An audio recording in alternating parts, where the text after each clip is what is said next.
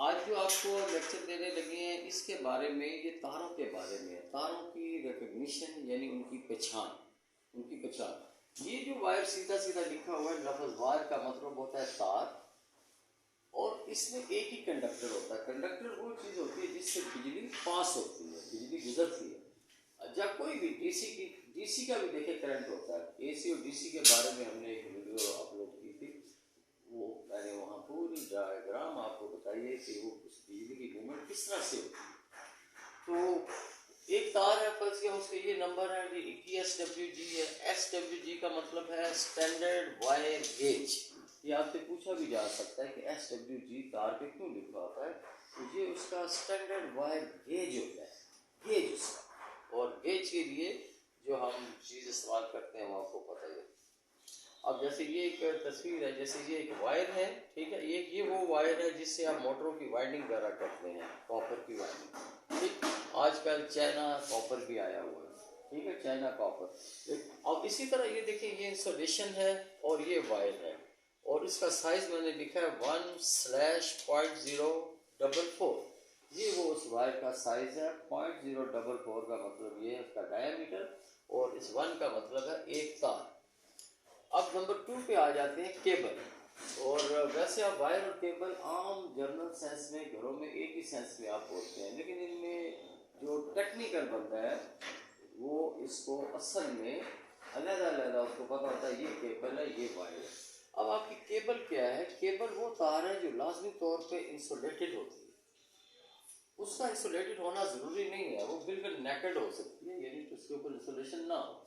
इसके ऊपर इंसुलेशन बहुत ज़रूरी है केबल पे। इसके अंदर ज़्यादा कंडक्टर होते हैं, जैसे 3 की है, 7 की है, 3 36 की है, 7 36 की है। जैसे वापडा वालों की आपकी 7 54 की, 7 62 की और 783 की वायर भी होती है, सही है, बड़ी वायर। लेकिन ये वो केबल ही कहलाती है सारी। जैसे ये लिखा भी हुआ 3 29 7 29 7 44 यानी 7.044। ये सारी वो केबलें हैं जो आप इस्तेमाल करते हैं। अच्छा, अब कुछ गलतफहमी ये भी होती है, कुछ लोग कहते हैं कि अगर 2 तार के ऊपर कवर हो तो वो केबल है, अगर कल्ली तार है तो वो तार है। ये चीज़ नहीं है। केबल असल में जो 2 कवर होते हैं ना, वो फिर कोर आ जाते हैं। अगर 2 तारें 3 की एक ही इंसुलेशन के अंदर से गुजर रही हैं तो वो 2 कोर है या ट्विन कोर है, वो हम बाद में बात करेंगे। अच्छा, उसके बाद अब ये देखें, ये 3 तारें ऊपर इंसुलेशन है, ठीक है, और 0.29 इसका ये साइज ठीक लिख लो। वो मार्कर मुझे दो, ये मार्कर देखें, ये साइज इसका ठीक लिख देते हैं। ये 0.029 इसका साइज है और 3 तार है ये। अब इसका देखें, सॉलिड एक केबल होती है, इस तार में भी सिर्फ एक ही कंडक्टर होता है, मसलन 1.044 और 16 SWG स्टैंडर्ड वायर गेज और 28 स्टैंडर्ड वायर गेज। और ये सॉलिड केबल जो होती है, ये एक लॉन्ग फ्रीक्वेंसी रेंज इसकी होती है। फ्रीक्वेंसी रेंज मतलब लंबे डिस्टेंस तक अगर आपने बिजली को लेके जाना है तो ये सॉलिड केबल होती है। सॉलिड केबल आपकी पता कौन सी होती है? जो आपकी हाई फॉर्मेशन गुजर रही है, देखें, वो सॉलिड होती है, वो हाई, ये लिखा है मैंने, फ्रीक्वेंसी रेंज उसकी ज़्यादा होती है। हाँ, स्टैंडर्ड। उसके बाद है स्ट्रैंडेड केबल। स्ट्रैंडेड केबल वो होती है कि आप कुछ तारें ले लें, उनको आप ट्विस्ट कर लें। ट्विस्ट करने का मतलब है उसे मोड़ लें, उनमें लचक पैदा हो जाती है। तो उसके ऊपर आपकी ये कवरिंग है, रबड़ की कवरिंग। ऊपर हमने स्ट्रैंडेड कॉटन कवरिंग भी दी है, ये वाली जाली भी हो सकती है।